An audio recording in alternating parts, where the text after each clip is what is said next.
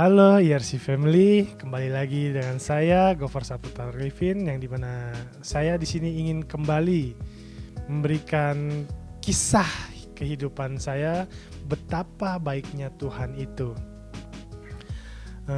Singkat cerita, setelah saya mengalami mukjizat kecelakaan sebelumnya yang saya share kepada Bapak Ibu Saudara, saya semakin memantapkan hati bahwa jalan yang saya pilih ini tidak salah. Akhirnya saya menerima untuk dibaptis, yang dimana pada saat dibaptis itu saya dibaptis pada hari lahir saya.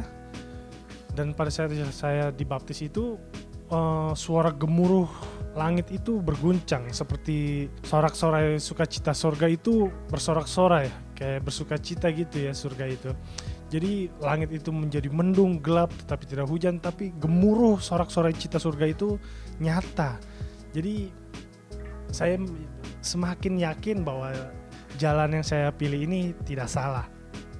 Dan singkat cerita, menikahlah saya dengan perempuan yang saya telah ceritakan sebelumnya. Saya menikah, lalu setelah menikah beberapa bulan kemudian, kok merasa kami sudah menikah berapa lama tidak dikaruniai anak ya. Akhirnya kami mencoba untuk konsultasi ke dokter. Kami konsultasi ke dokter, ternyata kenapa kami tidak dikaruniai anak? Ternyata istri saya mengalami kista, Bapak Ibu Saudara. Yang dimana dokter berkata sangat tidak mungkin untuk bisa memiliki keturunan. Dan akhirnya kami berdua pulang ke rumah, timbullah perkara kecil. Ketika kami sampai di rumah, istri saya ini mengalami depresi, insecure, minder, tidak percaya diri, sampai mengucapkan saya untuk cari penggantinya agar bisa memiliki keturunan. Saya bilang pada istri saya, kamu masih yakin kan akan mukjizat Tuhan seperti yang Tuhan telah lakukan kepada saya pada waktu saya kecelakaan itu kan? Dan pada akhirnya kami bersepakat berpegang teguh pada keyakinan kami tidak putus dalam pengharapan karena kami percaya mukjizat Tuhan masih ada. Pada suatu hari, istri saya mengalami sakit, mual-mual. Saya juga tidak tahu apakah itu sakit biasa atau apa. Tetapi suatu ketika pada malam hari, istri saya ini minta yang aneh-aneh. Minta inilah, minta itulah. Dalam hati saya berpikir, apakah istri saya hamil ya? Akhirnya pada besok harinya kami kembali untuk berkonsultasi dengan dokter.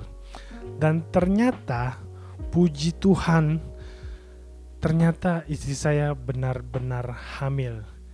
Kista itu tiba-tiba hilang. Dan puji Tuhan, akhirnya anak itu lahir. Dan kami menamai anak itu Shen Salomita Emily, yang dimana artinya ialah terang yang membawa damai bagi kami berdua. Lalu singkat cerita, timbullah anak kedua.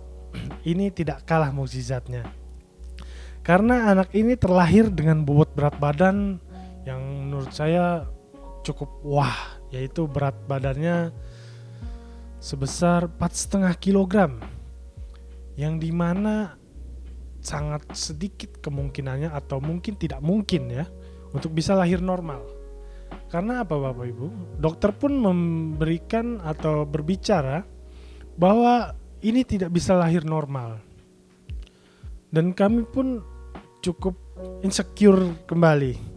Oh Tuhan, apa iya anak ini tidak bisa lahir normal? Apa iya anak ini harus dioperasi? Akhirnya kami bergumul, walaupun ujung-ujungnya kami sepakat untuk disesar. Akhirnya saya menandatangani kontrak itu bahwa kami sepakat untuk sesar. Tetapi kami tidak berputus asa kami tetap berpegang teguh pada keyakinan kami bahwa anak itu bisa lahir normal. Jadi sesar itu diskedulkan pada jam 7 pagi. Puji Tuhan Bapak Ibu, 1 jam sebelum schedule itu dilakukan, yaitu jam 6 pagi, anak itu terlahir normal. Karena kami berpegang teguh pada satu ayat firman Tuhan yang itu terletak pada Lukas 17 ayat 6, yang dimana pada intinya berbunyi, walaupun imanmu hanya sebesar biji sesawi, tetapi sangat besar kuasanya. Jadi Bapak Ibu, tetaplah berpegang teguh pada keyakinan, jangan pernah menyerah dan berputus asa karena mukjizat Tuhan masih ada. Demikian kesaksian dari saya, semoga kesaksian ini boleh menjadi berkat untuk Bapak Ibu Saudara semua, dan jangan lupa di like, komen, share, dan subscribe agar Bapak Ibu boleh menjadi bagian berkat dari kesaksian ini. Demikian, Tuhan Yesus memberkati.